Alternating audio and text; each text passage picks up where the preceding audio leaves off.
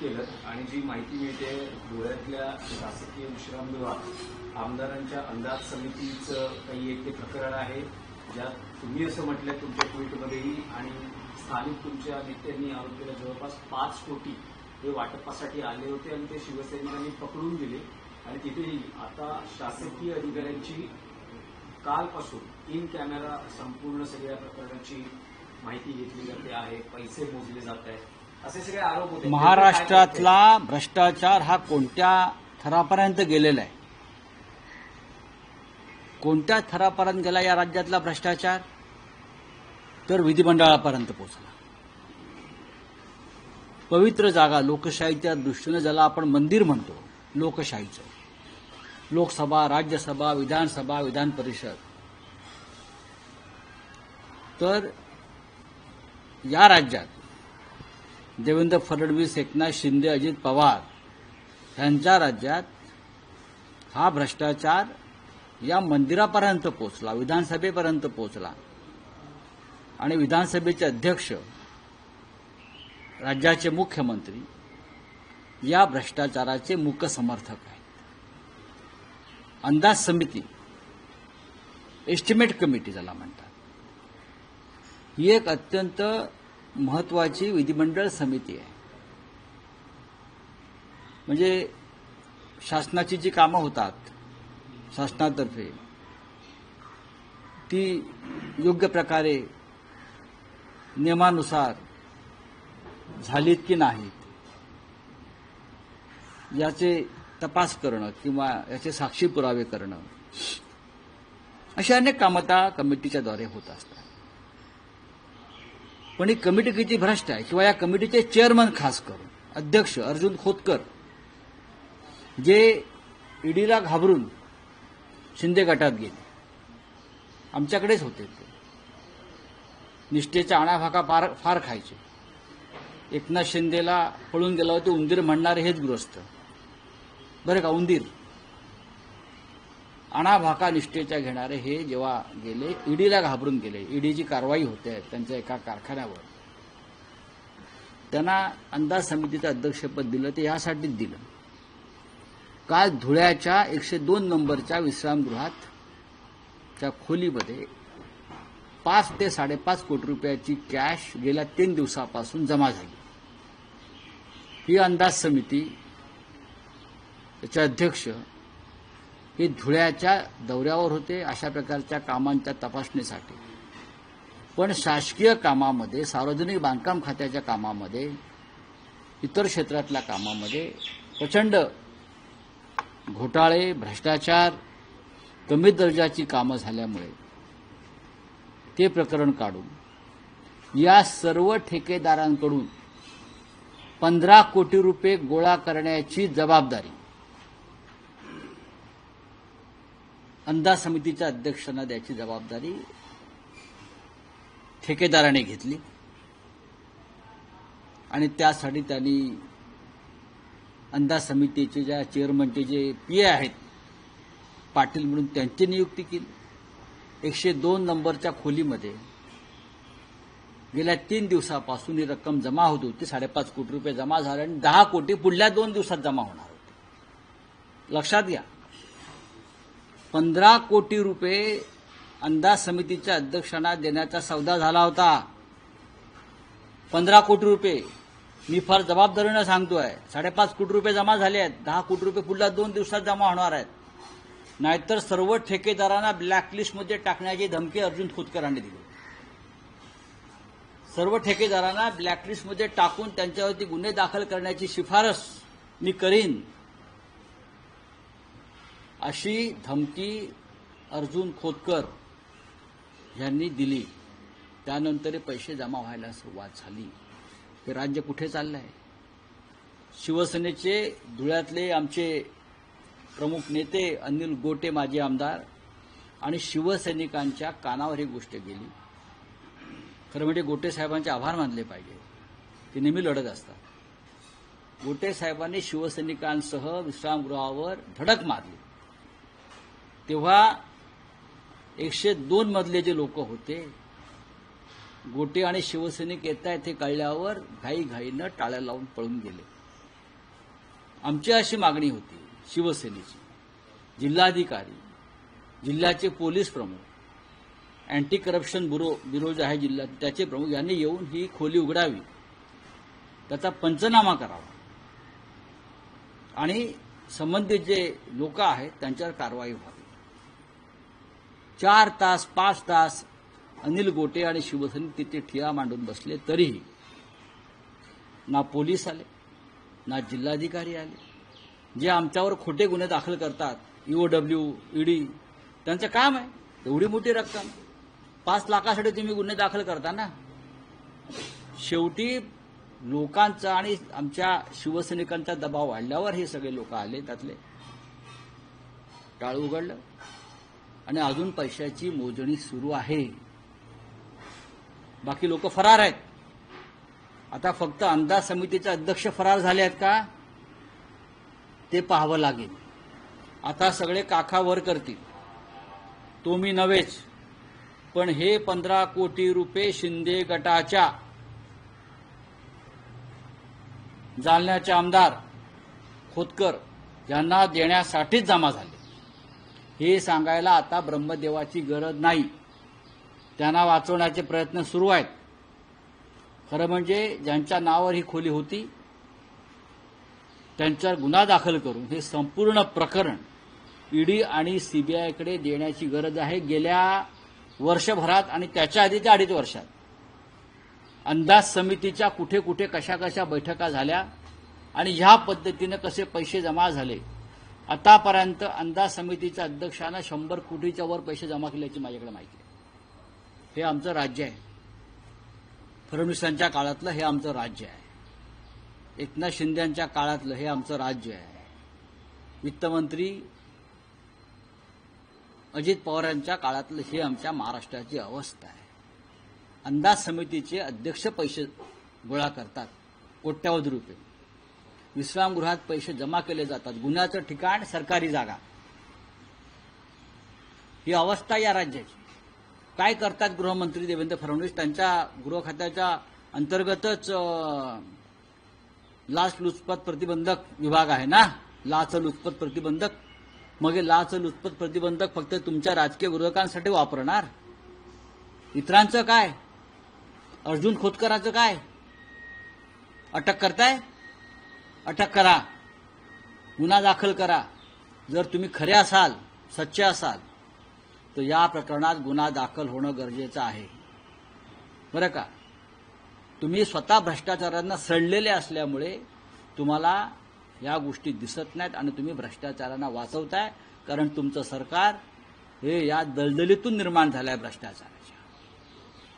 विधानसभेपर्यंत भ्रष्टाचार पोचलाय, लक्षात घ्या. याला आम्ही यांना मंदिर म्हणतो लोकशाहीचं. राहुल नार्वेकर तिथे अध्यक्ष झाल्यापासून, हा भ्रष्टाचार सरकार बनवण्यापासून, बहुमताच्या चाचणीपासून आणि बेईमानी संदर्भात निर्णय देण्यापासून, तो अशा प्रकारे अंदाज समितीच्या अध्यक्षानं 15 कोटी रुपये सरकारी जागेत गोळा करण्यापर्यंत भ्रष्टाचार. अर्जुन खोतकर यांच्यावरती काय कारवाई होणार आहे चेअरमनवर? काय? माझं सरळ मागणी आहे की सगळ्यात आधी ज्याच्या नावावरती खोली होती त्याच्यावर गुन्हा दाखल करून त्याची चौकशी व्हायला पाहिजे आणि या तपासाला कालमर्यादा. राऊत साहेब, तुम्ही म्हणताय की अर्जुन खोतकर आणि जे काही आहेत, जो तुमचा आरोप आहे की त्यांच्यावर गुन्हा दाखल झाला पाहिजे, फडणवीसांकडे मागणी करतात. पण समजा जर ते झालं नाही तर मग पुढे तर काय करणार तुम्ही? महाराष्ट्र भ्रष्टाचाराच्या चिखलात गटांगळा खातोय, अजून 2 गटांगळ्या खाईल. भ्रष्टाचाराच्या संदर्भातली लढाई आम्ही लढतो आहोत, लक्षात घ्या. काय करतोय तो मुलुंडचा नागडा पोपटलाल? काय करतोय? दुसरा कोणत्या पक्षाचा असता अंदाज समितीचा अध्यक्ष तर एवढा लहान टाना वाटाना उडा मारत तिथे गेला असता धुळ्यामध्ये, बरोबर ना. आणि त्या दारामध्ये 102च्या उपोषणाला बसला असता. आता काय करतोय? भुजबळ मंत्रिमंडळात आले, अंदाज समितीच्या अध्यक्षांसाठी 15 कोटी रुपये जमा झाले. त्या समितीत कोणकोणात नावं जरा बघा, सगळे महान लोक आहेत. पण हे पैसे जमा झाले अध्यक्षासाठी, हे आता उघड झाले. पण त्यांना वाचवायचा प्रयत्न कोण करणार? एकनाथ शिंदे करणार, देवेंद्र फडणवीस करणार, अमित शहा करणार, कळलं? आणि विरोधी पक्षाच्या कार्यकर्त्याला 100 रुपये, बरं का, 500 रुपयावरती तुम्ही आर्थिक गुन्हे शाखेत नोंद करणार, EOW तपास करणार, मग तो तपास ईडीकडे जाणार, मग त्यांना अटका होणार. ही 5.5 कोटी आणि 15 कोटीची केस ही ईडीची फिट केस आहे. त्याच्यामध्ये ईडीनं हे मनी लॉन्ड्रिंग आहे, हा पैसा आला कुठून? गुन्हेगारी स्वरूपाचा पैसा आहे. ठेकेदारांची भ्रष्टाचाराची कामं, भ्रष्ट मार्गाने निर्माण केलेली कामं वाचवण्यासाठी हा गुन्हेगारी स्वरूपाचा पैसा आहे. मी ईडीला पत्र लिहिणार आहे, मी ईडीला सांगणार आहे हा पैसा कुठून आहे, हे मनी लॉन्ड्रिंग आहे. तुम्हाला मनी लॉन्ड्रिंगची व्याख्या कळत नसेल तर मी तुम्हाला सांगतो काय आहे ती ईडी संचालकांना. हा, पण यासाठी सरकारनं गुन्हा दाखल केला पाहिजे, FIR दाखल केला पाहिजे. ही लूट आहे राज्याच्या जनतेची. हे ठेकेदारांचं राज्य आणि भ्रष्ट ठेकेदारांना वाचवण्याचं काम अंदाज समिती करते आणि त्यासाठी 15 कोटी रुपये अंदाज समितीचे अध्यक्ष घेतात. ही लाजिरवाणी गोष्ट आहे विधानसभेसाठी. राऊतसाहेब, महाराष्ट्राच्या राजकारणातला आणखी एक असा विषय आहे की राज ठाकरे उद्धव ठाकरे एकत्रीकरणावर काही अपडेट्स येत आहेत. काल तुमच्या पक्षातलेच नेते आणि विधान परिषदेचे गटनेते ॲडव्होकेट अनिल परब असं म्हणाले की आम्ही युतीबाबतीत सकारात्मक आहोत. 2 प्रमुख नेते पक्षाचे हे ठरवतील काय करायचंय, पण आमचे चर्चेचे दरवाजे अजूनही खुले आहेत. आम्ही मैत्रीचा हात पुढे केलेला आहे, तो आम्ही मागे घेणार नाही. त्यावर आज मनसेतून अशी प्रतिक्रिया आलेली आहे की शिवसेना उद्धव बाळासाहेब ठाकरे पक्षाकडून योग्य तो प्रस्ताव पाठवावा, आम्हीही सकारात्मक आहोत. बघा, ही जी युती आहे ही प्रस्तावाच्या चक्रात अडकणार नाही. तुम्ही प्रस्ताव द्या, आम्ही प्रस्ताव द्या, तुम्ही प्रस्ताव, हा प्रस्तावाचा खेळ नाही, लक्षात घ्या. कोणाला वाटत असेल की प्रस्तावाच्या खेळामध्ये आम्ही युती होऊ देणार नाही, बघा युतीची भूमिका ही राज ठाकरे यांनीच मांडलेली आहे. भूमिका मांडली त्यांनी इच्छा व्यक्त केली, त्याच्यावरती माननीय उद्धव ठाकरे यांनी सकारात्मक प्रतिसाद दिला. आता हे प्रस्ताव वगैरे विषय जे आहेत ते पुढले आहेत. 2 प्रमुख नेत्यामध्ये चर्चा व्हायला पाहिजे. ते प्रस्ताव, कागद, आतापर्यंत मनसेने अनेकांशी युत्या केल्या किंवा केल्या नाहीत. प्रस्ताव दिले आणि प्रस्ताव घेतले असं कधी आमच्या नजरेत आलं नाही, बरोबर ना? त्याच्यामुळे ही एक महत्वाचा पाऊल आहे मुंबईच्या राजकारणातलं सध्या. आम्ही पूर्णपणे माननीय उद्धव ठाकरे साहेबांची भूमिका स्पष्ट आहे आणि सकारात्मक आहे. आम्हाला त्यांनी स्पष्ट सूचना केलेल्या आहे. जर समोरून अशा प्रकारची भावना आहे तर आपण त्या भावनेचा आदर केला पाहिजे, असं माननीय उद्धव ठाकरे साहेबांचं मत आहे.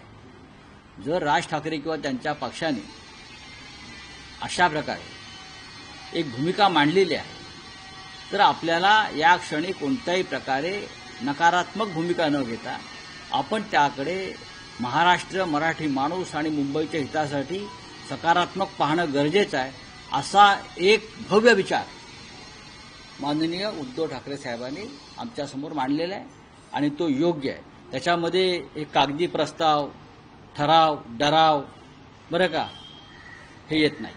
पण राऊतसाहेब, तुम्ही किंवा अनिल परब हे असं म्हणतायत की 2 प्रमुख नेते बोलतील, उद्धव ठाकरे आणि राज ठाकरे हे ठरवतील नेमकं काय करायचंय, हे दोघं चर्चा करतील.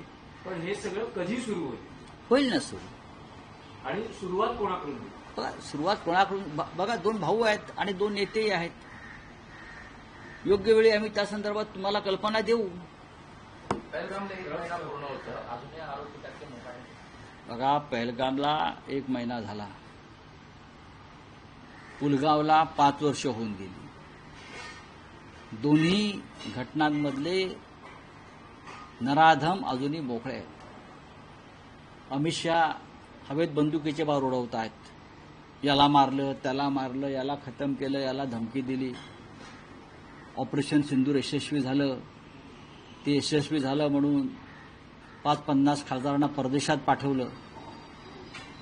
मूळ प्रश्न हाच आहे की आमच्या 26 भगिनींचं कुंकू पुसणारे, सिंदूर पुसणारे ते 5-6 भयंकर अतिरेकी कुठे? त्याचा शोध नाही, त्यांचं एन्काउंटर नाही. त्यांचा खात्मा नाही. 1 महिना झाला ना, काय करतोय आपण? मी वारंवार सांगतोय, अमित शहांचा राजीनामा त्यांनी प्रायश्चित घ्यावं ही आमची भूमिका आहे.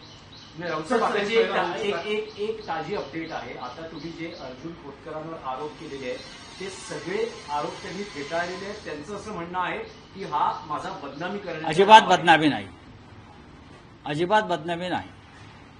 कशाला बदनामी करू? 102 मधले 5.5 कोटी रुपये सहज जर गिळता आले असते तर अगदी सुरळीत पार पाडलं असतं. चोरी पकडलेली आहे त्याच्यामुळे बदनामी. चोरी पकडलेली आहे म्हणून बदनामी. चोरी पकडली नसती तर ढेकर दिली असती ना. चोरी पकडली नसती तर ढेकर दिली असती. हा 15 कोटीचा व्यवहार अंदाज समितीसाठीच होता, हे सगळ्यांना माहिती आहे. तुम्ही यांची खुली चौकशी करा, पुरावे आपोआप समोर येतील. रावसाहेब, आणखी एक विषय आहे की लवकरच शरद पवारांच्या राष्ट्रवादीत मोठे बदल होतील असं विधान रोहित पवार जे त्यांच्या पक्षाचे आमदार आहेत. बघा, हा त्यांच्या पक्षाच्या अंतर्गत बाबीवरती मी का बोलावं आणि तुम्ही तरी प्रश्न का विचारावेत? नाही, कारण महाविकास आघाडीचा हा महाविकास आघाडीचा पक्षातला एका अंतर्गत विषय आहे. हो. आमच्या पक्षामध्ये काय बदल होतील याच्यावर इतर कोणी बोलू नये. काँग्रेस पक्षात काय बदल होणार त्याच्यावर आम्ही बोलू नये. हा त्यांच्या पक्षाचा अंतर्गत विषय. रोहित पवार त्या पक्षाचे नेते आहेत, त्यांना त्यांच्या पक्षात काय पावलं टाकायची आहेत, काय बदल करायचे आहेत, हा सर्वस्वी त्यांचा अधिकार आहे. नाही, कारण हा मुद्दा यासाठी चर्चेला येतो कारण अलीकडे पवार आणि भाजप जवळीक वाढली. मला असं वाटत नाही, सतत चर्चा सुरू. मला असं वाटत नाही. चला हिंदी में बोलिए, क्या आपकी बात है भाई? एक महीना पूरा हो चुका है, सिंदूर का हिस्सा मिला ना, शहीद जवानों का हिस्सा। देखिए, पहलगांव का जो हत्याकांड हुआ, हमारी लगभग 26 माताएं और बहनों का जो सिंदूर खत्म कर दिया वहां, जो नराधम अतिरेकी दहशतगर्द थे, उनका क्या हो गया? यह हमारा सवाल हमेशा रहेगा.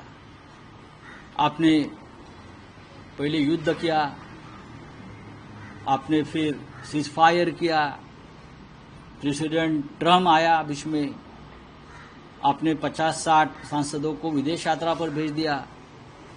लेकिन मुख्य प्रश्न है कि वो 6 आतंकवादी कहाँ हैं? उस बारे में अगर देश के गृह मंत्री ने देश को अवगत किया तो हम आभारी रहेंगे. ऑपरेशन सिंदूर तब तक पूरा नहीं होगा जब तक ये 6 आतंकवादी का खात्मा नहीं होता पूरी तरह से. वो नहीं हो रहा है, 1 महीना हो गया ना. इस प्रकार से पुलवामा के आतंकवादियों का खात्मा हुआ, पता नहीं वो कौन थे, कहाँ गए, कहाँ से आए. और अब पहलगाम में भी यही हो रहा है. बस बड़ी बड़ी लंबी लंबी भाषण चल रहे. अब हमारे प्रधानमंत्री पहलगाम के ऊपर लोगों को कथा कथन करने वाले, क्या हुआ और हमने क्या किया. ये कोई देश का प्रधानमंत्री करता है क्या? चलिए, थैंक यू. सर, कांग्रेस की आनंद शर्मा है, डेलीगेशन की बात सपोर्ट कर रहे हैं, वही आज कांग्रेस को विरोध कर रही है. इंडिया आने से बड़ी सेल लगी इस बात को लेकर. देखिए, बात ऐसी है, इसके लिए जिम्मेदार सरकार है. सरकार ने जिस तरह से डेलीगेशन का गठन किया है वो अपोजिशन में स्प्लिट करने के लिए किया है. उनकी मंशा साफ नहीं है, वो आतंकवाद से लड़ना नहीं चाहते. वो आज भी इस बहाने देश के अपोजिशन से लड़ रही है, उसमें दरार डाल